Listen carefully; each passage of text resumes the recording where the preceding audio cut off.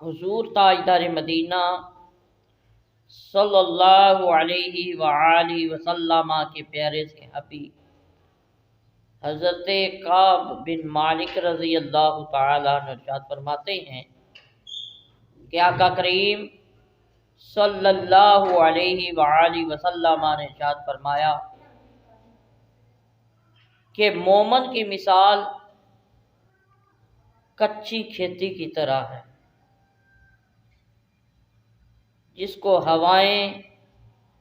چلاتی ہیں، جھلاتی ہیں، ہوا اس کو مومن کو حضور نے کچی فصل کے ساتھ تشبیہ دی کہ جس طرح تیز ہوا چلتی ہے وہ کچی کھیتی کو کبھی گرا دیتی ہے، کبھی سیدھا کر دیتی ہے،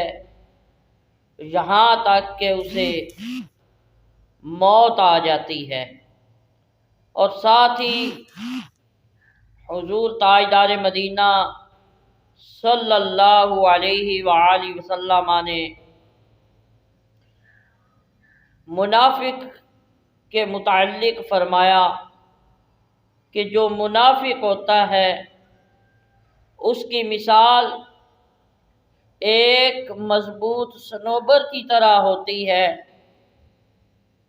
یہاں تک کہ اسے اکھاڑ دیا جاتا ہے۔ بالکل اسی طرح جو مومن ہوتا ہے وہ کچی کھیتی کی طرح ہوتا ہے، کبھی وہ نمازیں پڑھنے کے باوجود، زکوٰۃ ادا کرنے کے باوجود، دینی احکام پورے کرنے کے باوجود پھر بھی اس پر آزمائش آ جاتی ہے، اللہ رب العزت کی طرف سے وہ آزمائش میں پورا اترتا ہے۔ ویسے بھی قرآن فرماتا ہے